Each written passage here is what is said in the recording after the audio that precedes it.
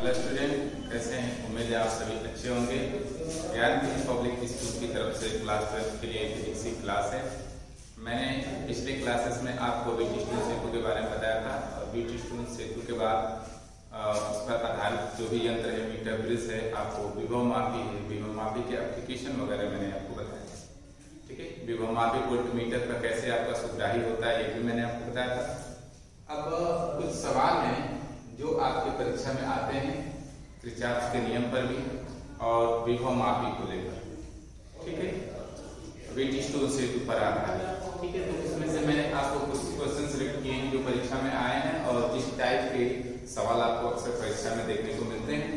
उसमें से पहला सवाल आपको यहाँ पर मैंने एक प्रकार से परिपथ बनाया है। यहाँ पर दो सेल लगे हुए हैं। देखिए, ये सेल का हेड सिरा है, ये सेल का प्लस सिरा है। ये सेल का आंतरिक प्रतिरोध है 0.5, यानी आंतरिक प्रतिरोध आधा ओम का। ये दूसरा सिरा है सेल का, ये दूसरा सेल है और उसका जो आंतरिक प्रतिरोध है वो 1 ओम है। पहले वाले सेल का जो विद्युत वाहक बल मैंने लिया है वो 4 और दूसरे वाले सेल का विद्युत वाहक बल है 8 वोल्ट।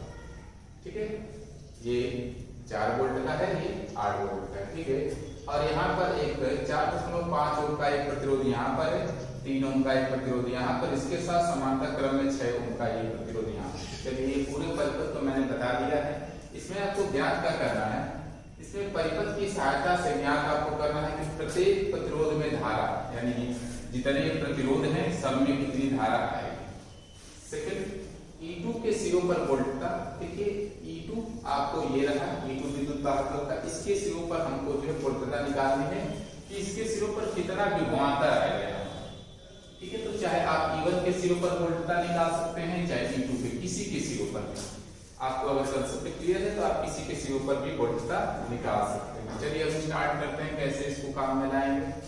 सबसे पहले हम देख रहे हैं कि एक यही 6 ओम का जो प्रतिरोध है वो इस पूरे सर्किट को जो है कॉम्प्लिकेटेड बना रहा है। तो हम काम क्या करेंगे, इस 6 ओम और ये 3 ओम के जो प्रतिरोध है इनका हम AB के सिरों पर तुल्य प्रतिरोध निकाल लेंगे। और तुल्य प्रतिरोध निकालें तो देखिएगा, जब इसके साथ इसका तुल्य प्रतिरोध लेंगे तो जो सर्किट होगा लगभग कुछ ऐसा बन जाएगा। ठीक है, हम तुल्य प्रतिरोध की बात करेंगे तो AB के सिरों पर जो इक्विवेलेंट प्रतिरोध कितना होगा, R1 R2 बटे में R1 प्लस R2 के नियम से। देखिए, 6 ओम में 3 ओम में तो ये 3 गुणे 6 बटे में 6 प्लस 3 बराबर 18 बटे में 9 बराबर 2 ओम। तो कहने का मतलब है कि ये दोनों प्रतिरोध जो है समांतर क्रम में जुड़कर A और B के सिरों के बीच जितना प्रतिरोध अप्लाई कर रहे हैं वो कितना होगा, 2 ओम का। अब ये पूरा सर्किट सिंपली इस रूप का बन जाएगा। देखिए, आधा ओम 4 वोल्ट का, 8 वोल्ट का, 1 ओम का, और यहाँ पर ये दोनों मिलकर 2 ओम का प्रतिरोध अप्लाई करेंगे, 4.5 ओम ये। अब चलिए, अब हमको सेकंड काम क्या करना है कि अब हम निकाल लेंगे कि इस पूरे परिपथ में कितनी धारा बहेगी। तो आप अकॉर्डिंग टू किरचॉफ का नियम अगर आप लगाएंगे तो किरचॉफ का नियम क्या करते हैं, आप देखेंगे हमारा एक लूप बन रहा है। ठीक है, तो किरचॉफ का नियम जो है लूप पर हम आधारित लगाकर तो लूप पर हम किरचॉफ का नियम लगा सकते हैं। किरचॉफ का नियम है क्या कि किसी अगर कोई बंद पास बना है तो उस बंद पास के विभिन्न खंडों में धारा उसके संयुक्त प्रतिरोधों का गुणनफल उस पास से लगे हुए कुल विद्युत वाहक बल के बीजगणितीय योग के बराबर होता है। चलिए, हम मान ले रहे हैं कि इसमें जो अगर एक ही लूप है तो उस लूप में कोई एक ही धारा बहेगी।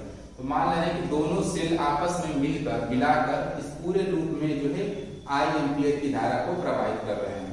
तो I एम्पीयर इसमें भी रहेगी, I एम्पीयर इसमें भी और इसमें भी। ठीक है, तो अब हम लगाएंगे किरचॉफ का नियम। किरचॉफ का नियम क्या है, summation of I into R बराबर समेशन ऑफ T। तो समेशन ऑफ I R लगाएंगे, हम लूप को यहाँ से पकड़कर हम चलना स्टार्ट कर रहे हैं। देखिए, अब जिस दिशा में धारा बही उस दिशा में हम चल रहे हैं। अब यहाँ से स्टार्ट करेंगे तो पहले आपको 4.5 ओम का प्रतिरोध मिलेगा। इसमें जो धारा है वो हमारे चलने की दिशा में है। ठीक है, तो चलने की दिशा में है तो इसलिए धारा और प्रतिरोध का गुणनफल कैसा आएगा, प्लस में। देखिए, मैंने कहा 4.5 गुणे I।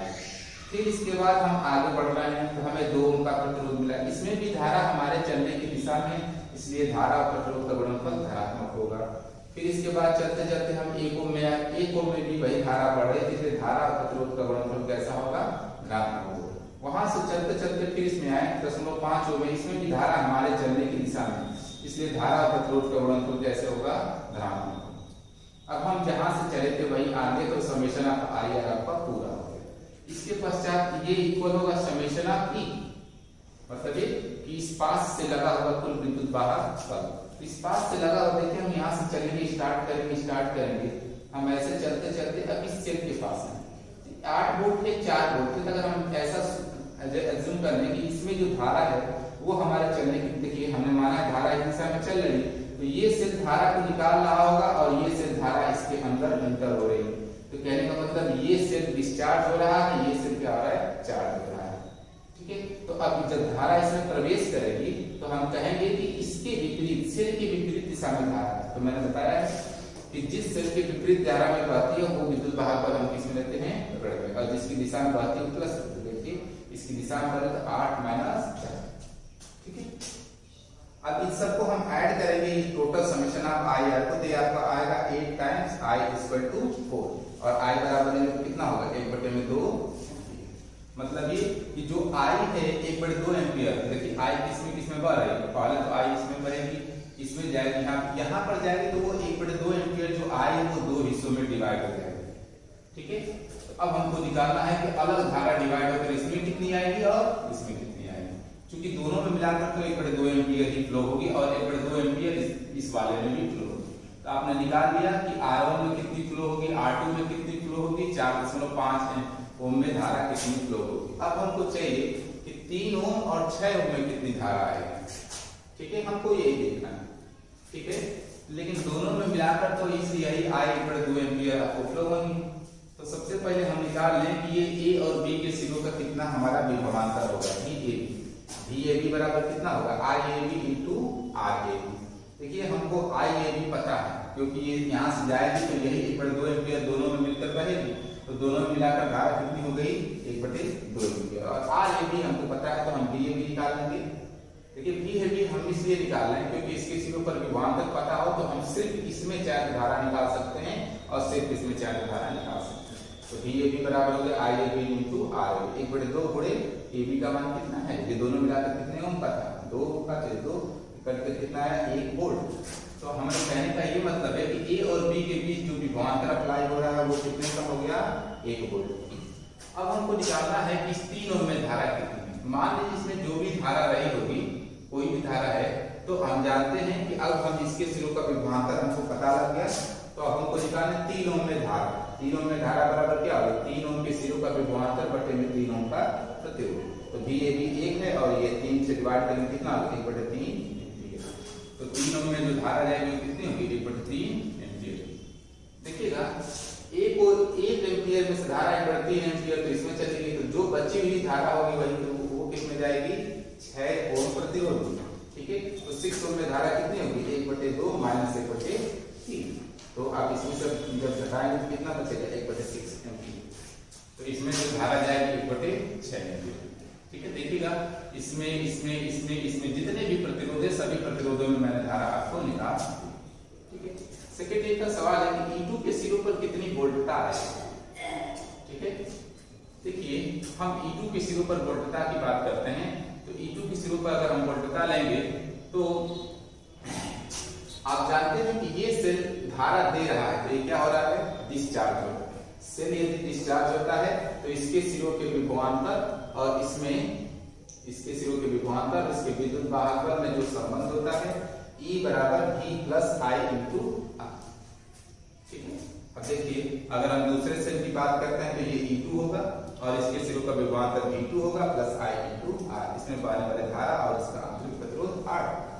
ठीक है, तो अब हम V2 की बात करते हैं, तो अब इस वाले टर्म को इधर लेके जाएंगे तो ये 8 माइनस I कितना है, 1/2 एम्पियर। देख लीजिएगा I मैंने निकाला है 1/2 एम्पियर, गुणे ये आंतरिक प्रतिरोध 1 ओम है इसका। ठीक है, तो V2 कितना आ जाएगा, 8 माइनस 1/2 बराबर 7.5 वोल्ट। देखिएगा सेल यदि डिस्चार्ज हो रहा है तो उसके सिरों का विभवांतर कम होता है, उसका विद्युत वाहक बल अधिक होता है। लेकिन यदि सेल चार्ज होता है तो चार्ज की कंडीशन में आपको V अधिक होता है और E आपका कम होता है। और चार्ज की कंडीशन में जो विद्युत वाहक बल इसमें संबंध होता है, E बराबर V माइनस I इंटू। ठीक है, ये चार्ज की कंडीशन में सेल के विद्युत वाहक बल और विभवांतर में संबंध होता है। लेकिन पहले वाले सेल की बात करें, पहले वाले सेल के अंदर धारा प्रवेश कर रही है, प्रवेश करने मतलब क्या, ये चार्ज हो रहा है। ठीक है, चार्ज हो रहा है तो इसके विभवांतर और धारा और जो है विद्युत वाहक में संबंध क्या होगा, E1 बराबर V1 minus I into R। देखिए ये 4 वोल्ट E1 है बराबर V1 हमको निकालना है, I आपके 2 एम्पियर है और R कितना है 0.5। तो अगर इन दोनों का मल्टीप्लाई करेंगे तो ये दोनों मिलाकर 1/4 एम्पियर होंगे। हमको V1 निकालना है तो जब इस ये टर्म जब इधर जाएगा तो 4 में क्या होगा, ऐड हो जाएगा। देखिए 1/2 और गुणे 0.5 को 1/2 लिख सकते हैं तो 1/4 हो जाएगा, 1/4 इधर हो जाएगा तो माइनस का प्लस 4 प्लस 1/4 बराबर, अगर इनको सॉल्व करते हैं तो 4 चौके 16 17/4। ये V1 आपको आएगा 4, देखिए 17/4। अगर इनको हम सॉल्व करते हैं तो ये आएगा 4.25। अब देखिएगा ये सेल जब चार्ज हो रहा है तो इसके सिरों का विभवांतर क्या है, अधिक है और इनका विद्युत वाहक बल कम।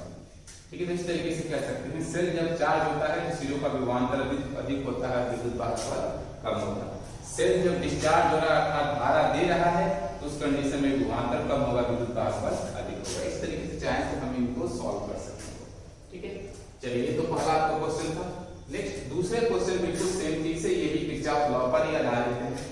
ये आपका इस तरीके से एक आपका सरल कॉम्प्लिकेटेड परिपथ है। आपको इसमें क्या निकालना है, परिपथ के प्रत्येक शाखा में धारा ज्ञात करनी है जबकि सेलों के आंतरिक प्रतिरोध आपके नगण्य है। ठीक है, देखिए आंतरिक प्रतिरोध नगण्य होने का क्या मतलब कि सेल के अंदर कोई भी प्रतिरोध काम नहीं कर रहा है, जितना इसका विभवांतर होगा वही इसका विद्युत वाहक होगा। देखिए 2 सेल इस तरीके से लगे हैं, यहाँ 2 वोल्ट का ऐसे लगा, इसका धन सिरा है, धारा इसके कहां इधर जाएगी।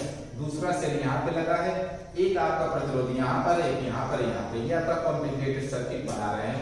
तो इसमें हमको निकालनी है कि पहले इस परिपथ में कितनी धारा। देखिए इसमें सवाल है कि प्रत्येक शाखा में निकालना है, यानी ये एक शाखा ये रही, दूसरी शाखा ये रही, तीसरी शाखा ये रही, यानी तीनों शाखा में हमको धारा निकालना है। चलिए सबसे पहले काम होता है, कॉम्प्लिकेटेड सर्किट बन गया तो जाहिर सी बात है हम किरचॉफ के नियम का ही उपयोग करेंगे, तभी हमको आसानी से धारा आएगी। चलिए किरचॉफ का नियम का उपयोग करने के लिए सबसे पहला ये चीज होता है कि जो सेल है, सेल के द्वारा पूरे परिपथ में हम धारा को सुटेबल बना लें। ठीक है, चलिए कैसे यहाँ बनाएंगे। ये मान लें ये पहला सेल है, सेल अपने अंदर से करंट को निकाल रहा है, दिमाग में रखिए करंट को निकाल रहा है, तो सेल यहाँ से धारा जाए तो वो धारा I1, वो धारा यहाँ से निकलकर इसमें प्रवाहित होगी यहाँ। दूसरा ये भी सेल को धारा देगा, इससे धारा हम I2 मान, तो I2 यहाँ से निकलेगी इसमें जाएगी और जब यहाँ पर पहुंचेगी तो इसमें देखिए इसमें कोई सेल तो लगा नहीं है, तो हम काम क्या करेंगे, कहेंगे कि अब ये दोनों धारा यहाँ पे मिलकर तीसरे वाले में चलेगी। तो तीसरे वाले में धारा कितनी होगी, I1 प्लस I2, यहाँ पर धारा आपकी I2 होगी, यहाँ पर I1। देखिएगा अगर इस संधि पर, ये एक संधि पर है, अगर इस पर फर्स्ट लॉ लगाए हैं तो फर्स्ट लॉ के अकॉर्डिंग हमारा होता है समेशन ऑफ I बराबर 0। किसी एक संधि पर मिलने वाली कुल धाराओं का बीजगणितीय योग 0 होता है। देखिए यहाँ पर लगाए तो एग्जैक्टली वो चीज आना चाहिए फर्स्ट लॉ। देखिए आने वाली धारा को हम प्लस में लेते हैं तो जाने वाली धारा को हम ऋण में लेते हैं।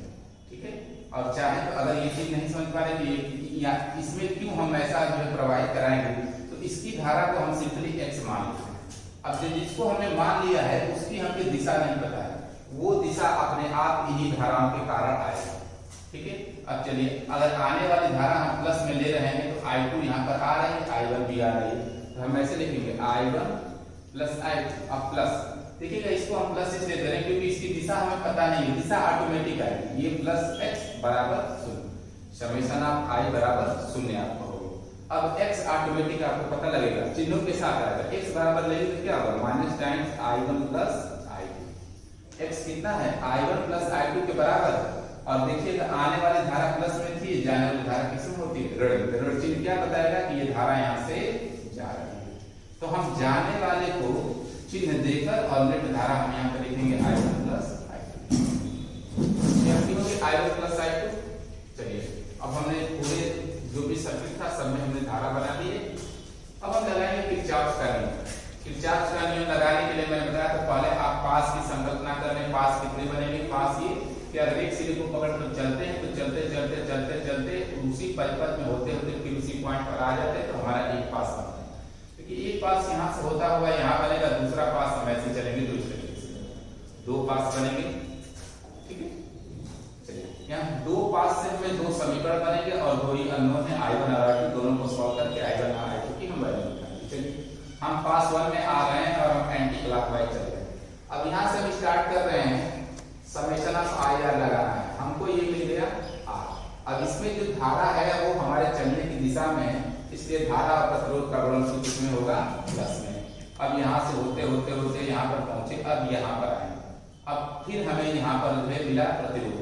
प्रतिरोध में धारा I2 प्लस I2 और हमारे चलने की दिशा में, इसलिए धारा और प्रतिरोध का गुणनफल कैसे होगा, प्लस में 2 × I1 प्लस I2। अब जहां चले थे वहीं आ गए, तो समेशन ऑफ आई आर एक पास के लिए पूरा होगा। इसके इक्वल होता है समेशन ऑफ ई, इस पास से लगा हुआ कुल विद्युत वाहक बल का बीजगणितीय योग। अब हम यहाँ से फिर से चल रहे हैं, ये हमें सेल प्राप्त हुआ, ये सेल हमारे चलने की धारा में, हमारे चलने की दिशा में धारा दे रहा है, हमारे चलने की दिशा में धारा दे रहा है, तो जो आपको विद्युत वाहक बल होगा वो किसमें लिखा जाएगा, प्लस में। अब यहाँ से स्टार्ट कर रहे हैं, जहां से चले थे वहीं आ गए, अब कोई और यहाँ पे सेल है नहीं है, तो ये हो गया समेशन ऑफ। अब इनको हम सॉल्व करेंगे तो इक्वेशन हमारा बनेगा, देखिए इन दो का मल्टीप्लिकेशन करके 2I1 प्लस 3I2 बराबर 1। यहाँ अभी इसका काम है, हमने 3 से गुणा किया, अभी बताएंगे ऐसा क्यों कर रहे हैं। ये पहला आपका पूरा होगा। सेम थिंग्स अब दूसरे वाले पास पे आएंगे, दूसरे वाले पास को भी हम यहाँ से चलना शुरू करेंगे। देखिए हम यहाँ से स्टार्ट कर रहे हैं, ये हमें प्रतिरोध में जो धारा है वो हमारे चलने के जस्ट विपरीत है, तो हम धारा प्रतिरोध का गुणनफल किसमें लेंगे, -2 कोष्टक में I1 प्लस I2। फिर यहाँ से होते हुए फिर हमें प्रतिरोध मिला, इस प्रतिरोध में भी जो धारा है वो हमारे चलने के विपरीत है, तो धारा प्रतिरोध का गुणनफल किसमें लिया जाएगा, ऋण में। देखिए 1 × I1 धारा है, फिर यहाँ से होते हुए जहाँ से चले थे वहीं से आ गए, अब हमारा टोटल प्रतिरोध खत्म हो गया है, तो समेशन ऑफ ये IR आपको पूरा होगा। अब इसके इक्वल है समेशन ऑफ ई, इस पास से लगा हुआ कुल विद्युत वाहक बल। अब फिर यहाँ से स्टार्ट करेंगे, चलते जाएंगे, यहाँ पर हमको सेल मिला। देखिएगा ये सेल जो है हमारे चलने की विपरीत दिशा में धारा दे रहा है, इसलिए इसके विद्युत वाहक बल को इसमें लिखेंगे। अब देखिएगा ये ऋण मिलके प्लस हो गया। अब इनको जो है इसमें गुणा करके जब इनको सॉल्व करेंगे तो हमारा समीकरण मिलेगा 3I1 प्लस 2I2 बराबर। देखिए एक समीकरण यहाँ पर है, यहाँ पर दूसरा समीकरण यहाँ। अब इन दोनों को सॉल्व करेंगे तो हमें I1 I2 की वैल्यू आएगी। देखिए 2I1 प्लस 3I2 बराबर 1 है, यह आपका है 3I1 प्लस 2I2 बराबर 2। देखिए इसमें 3 से मल्टीप्लाई करते हैं तो ये 6 बन जाएगा, इसमें 2 से मल्टीप्लाई करके ये 6 बन जाएगा, और दोनों को सॉल्व करेंगे तो I1 आपको कैंसिल हो जाएगा। ठीक है, इसीलिए मैंने इसमें 3 से मल्टीप्लाई किया है, इसमें मैंने 2 से मल्टीप्लाई किया है। इक्वेशन दोनों बनकर यहाँ पे तैयार है। अगर एक में से दो को अगर हम घटा दें तो पहला वाला I1 कैंसिल हो जाएगा। देखिए मैंने इक्वेशन नंबर 1 से इक्वेशन नंबर 2 को घटा दिया है, यह आपको है 5I2 बराबर -1 आया, और I2 लेंगे तो आएगा -1/5। देखिए ये I2 की वैल्यू हमारे ऋण में आएगी। देखिए क्योंकि धारा ऋण धन में होती नहीं, ये ऋण आने का यही बस मतलब है कि I2 जो हमने लिया है वो जस्ट अपने इस दिशा में नहीं है बल्कि इसके विपरीत। मैंने अभी आपको बताया धारा और धारा की दिशा हमारे चलने के विपरीत है, तो उसको हम ऋण में लेते हैं। यहाँ पर I2 आपको ऋण में आया है, कहने का मतलब कि I2 की दिशा इधर नहीं है बल्कि क्या है, एक्चुअली में इस दिशा में है, ऊपर की तरफ, मतलब ये सिर्फ चार्ज हो रहा है। ठीक है, चलिए I2 की दिशा है अपने चलने के विपरीत दिशा में, कहने का यही का मतलब है। ठीक है, लेकिन अब I2 कहीं पर अगर उपयोग करना होगा तो उसको हम चिन्हों के साथ करेंगे, इस बात का ध्यान रखिएगा। जैसा चिन्ह है उसी के अकॉर्डिंग हम यहाँ का I2 उपयोग करेंगे। चलिए अब जब I2 आ गया तो हम किसी इक्वेशन नंबर 1 या इक्वेशन नंबर 2 में I2 की वैल्यू रखकर हम I1 को निकाल सकते हैं। यहाँ पे हमने रख दिया है 2I1 है, 2I1 प्लस 3I2 है। I2 की वैल्यू कितनी है, -1 में, यहाँ पे मैंने रखा है, तो ये बराबर आपका 1 हो गया। देखिए 2I1, देखिए जब माइनस से बराबर के उधर लेकर जब जाएंगे तो ये माइनस वाला टर्म कैसा हो जाएगा, प्लस में। देखिए 3 में माइनस का 8 हो जाएगा, उधर जाएगा तो 1 प्लस 3 में 8, ये 8 है, 8 नहीं 5, 1/5 था ना। I1 आपको -1/5 था, 5 है, ये सही है, तो 5 के 5 की 8, ये आपको 2I1 बराबर 8/5 है। 2 से 8 कटेगा तो यहाँ पे 4 बचेगा, तो I1 बराबर कितना हो जाएगा, 4/5। देखिए I1 आपको प्लस में आया, कहने का ये मतलब कि जो मैंने I1 की दिशा बनाई थी I1 की दिशा वही है, तो ये धारा को निकाल रहा है, मतलब ये सेल क्या हो रहा होगा, डिस्चार्ज, और ये सेल धारा को जो है गेन कर रहा है, तो ये सेल क्या हो रहा होगा, चार्ज। ठीक है, तो यहाँ पर देखिए चार्ज डिस्चार्ज से मतलब नहीं, हमको ये निकालना था कि इस परिपथ में कितनी धारा है। तो इस वाले परिपथ में मैंने I1 निकाल दिया, इस वाले परिपथ में मैंने I2 निकाल दिया। अब हमको निकालना है कि इस वाले परिपथ में जो 2 ओम है उसमें कितनी धारा है। उसमें धारा हमने कितनी बनाई है, I1 प्लस I2। तो अब हमको निकालना है तीसरे वाले परिपथ में धारा I1 प्लस I2।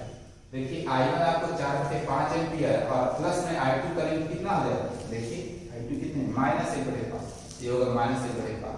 जब इनको सॉल्व करेंगे तो I1 प्लस I2 यानी तीसरे वाले परिपथ में धारा कितने आएंगे, 3/5।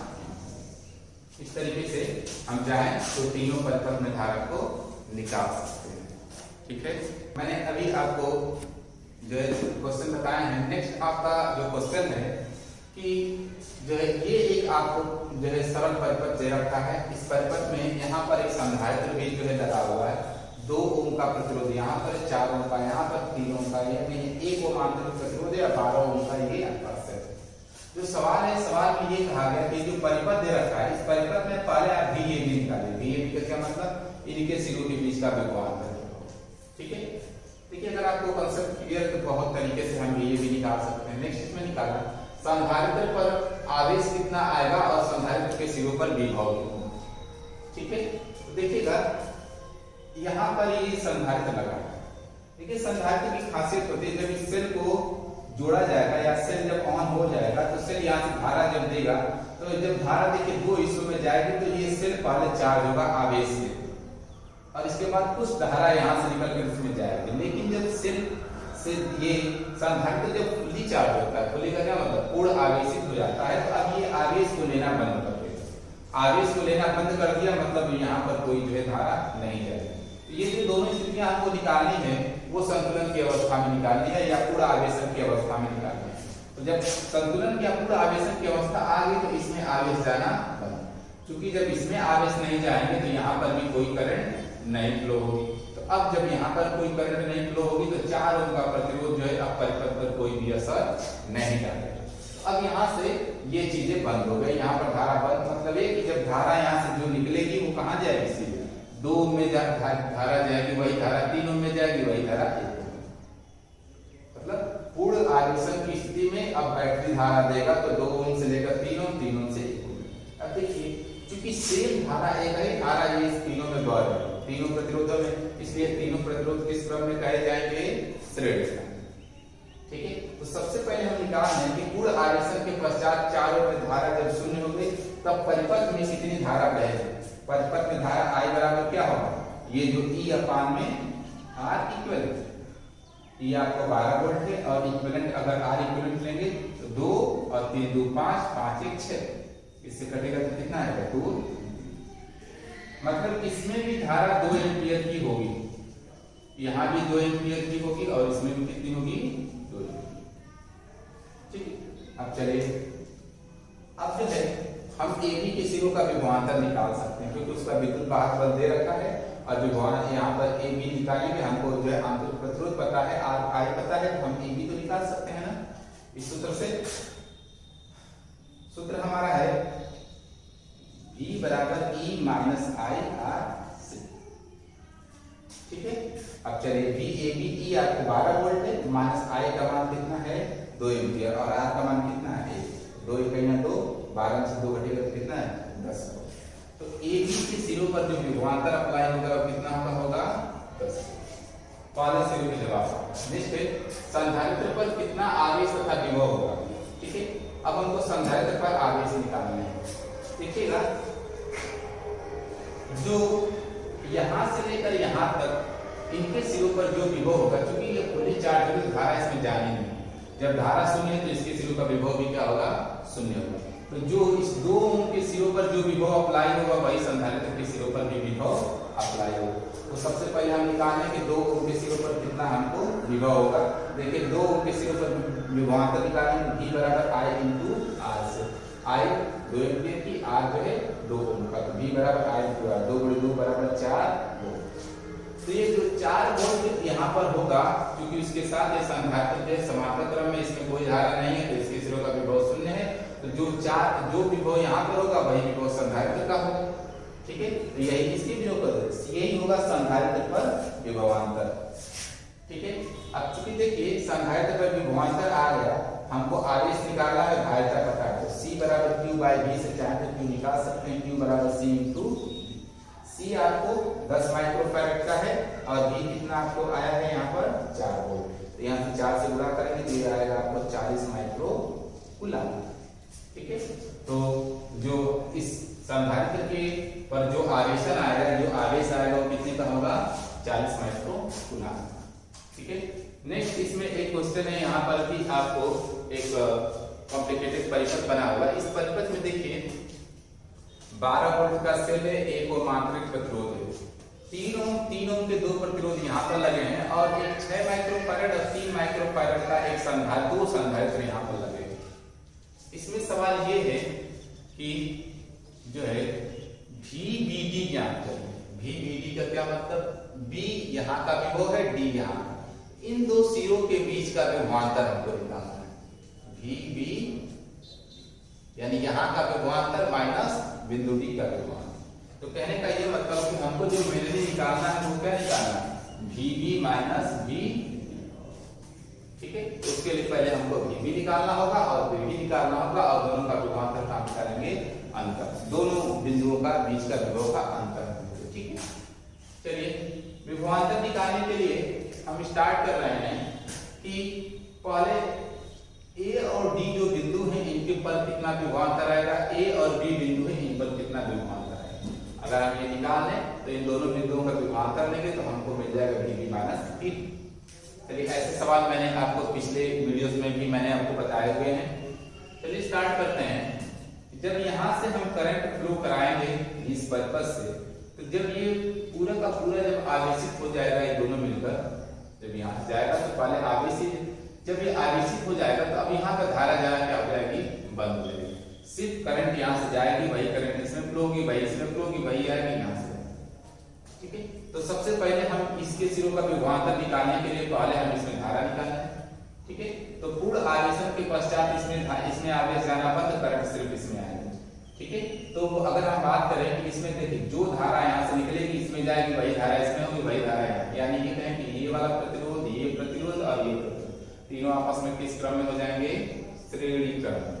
तो धारा I बराबर क्या होता है, E अपान में R इक्वल होता है। ठीक है, E आपको 12 वोल्ट है और I ये आपको R इक्विवेलेंट कितना होगा, 3 ओम 2 ओम 5 ओम 5 1 6 कटेगा तो कितना है 2 एम्पीयर।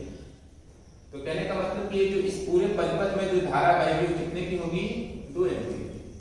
चलिए अगर इसमें धारा आ गई तो हम यहाँ का जो विभवांतर निकाल सकते हैं, VAD अब हम निकालेंगे। तो VAD बराबर क्या होगा, IAD इंटू RAD। IAD यानी A और D में धारा कितनी है, 2 एम्पीयर की, और ये R कितना है 3 का। तो यह कितना हो जाएगा, VAD बराबर 6 वोल्ट। तो जो इसके सिरों पर विभवांतर अप्लाई होगा वो कितने का होगा, 6 वोल्ट। अब हमको चाहिए AB। ठीक है, VAB। VAB निकालने के लिए काम क्या करेंगे, जिस तरीके से हमने इसमें धारा निकाली वैसे हम निकालेंगे A और C, ये दोनों संधारित्र आपस में किस क्रम में होंगे, श्रेणी क्रम में होंगे। तो हम निकालने के श्रेणी क्रम में जानते हैं कि आवेश सब पर सेम होता है। तो पहले हम निकालने कि A और C के मध्य कुल कितना जो है C इक्विवेलेंट हो। C इक्विवेलेंट का क्या मतलब, कि तुल्य धारिता कितनी है। तो तुल्य धारिता C इक्विवेलेंट बराबर होती है C1 C2 बटे में C1 प्लस C2। इस नियम से C1 C2 पर अगर सॉल्व करेंगे तो आपको आएगा 2 × 10 के पावर माइनस 6 फैराड या 2 माइक्रोफैराड, इसको ऐसे भी कर सकते हैं। अच्छा, श्रेणी क्रम में आवेश सब पर सेम होते हैं। ठीक है, तो इस तरीके से लिख सकते हैं ना कि C इक्विवेलेंट बराबर Q बाय VAC। देखिएगा VAC। ठीक है, तो अब यहाँ से हमको देखिए VAC की बात करें तो देखिए ये आपको C इक्विवेलेंट यहाँ से मिल जाएगा 2 × 10 के पावर माइनस 6 जो है माइक्रोफैराड। ठीक है, अब चलिए ये आपको VAC कहाँ से, ये आपको निकालना है VAC। चलिए अब हम Q की बात करेंगे तो ये आपको Q कितना, तो Q बराबर क्या होगा, C इक्विवेलेंट इंटू VAC। ठीक है, चलिए तो Q बराबर आपका हो गया, यहाँ पर जो C इक्विवेलेंट की वजह 2 × 10 के पावर माइनस 6 और VAC की बात करेंगे कि VAC कितना होगा। देखिएगा ये AC, तो जितना इस बैटरी के सिरों पर कुल विभवांतर अप्लाई होगा वही तो यहाँ पर VAC होगा। ठीक है, अब देखिए, अब इस बैटरी के सिरों पर कितना हमको विभवांतर अप्लाई होगा। विभवांतर हमको निकालना है तो हम यहाँ से निकाल सकते हैं E बराबर V plus I into R से।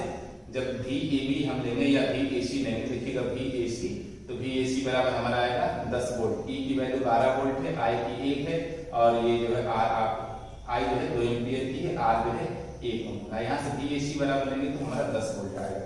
इसकी वैल्यू को हम इसमें सब्स्टिट्यूट करेंगे तो Q बराबर आएगा 2 × 10 के पावर -5 कूलम।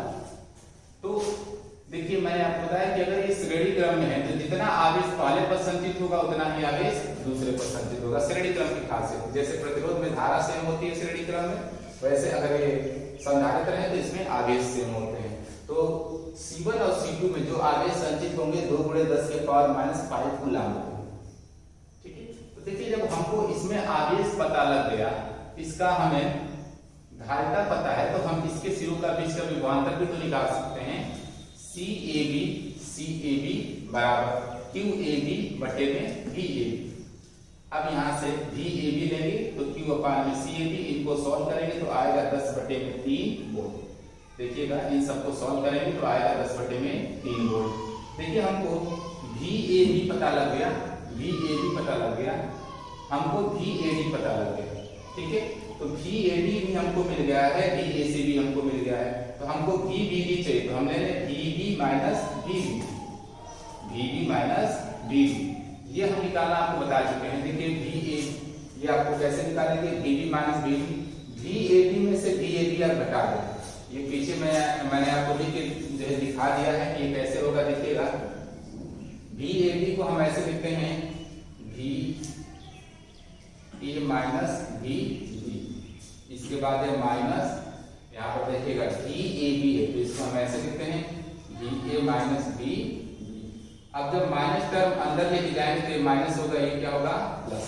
तो देखिए VA से VA आपको कैंसिल होगा, यहाँ बचा VB माइनस VB और ये हमको निकालना, इसलिए मैंने यहाँ पर किया है VAD माइनस VAB। देखिए VAD मैंने निकाला है 6 वोल्ट, 6 माइनस और VAB कितना है 10 बटे में 3 माइनस 10 बटे में 3। इनको जब हम सॉल्व करेंगे तो आएगा आपको 18 में से बच गया तो 8 बटे में 3। यानी बिंदु B और बिंदु B जो D है, इनके सिरों का जो विभवांतर होगा वो कितना होगा 8 बटे में 3 वोल्ट।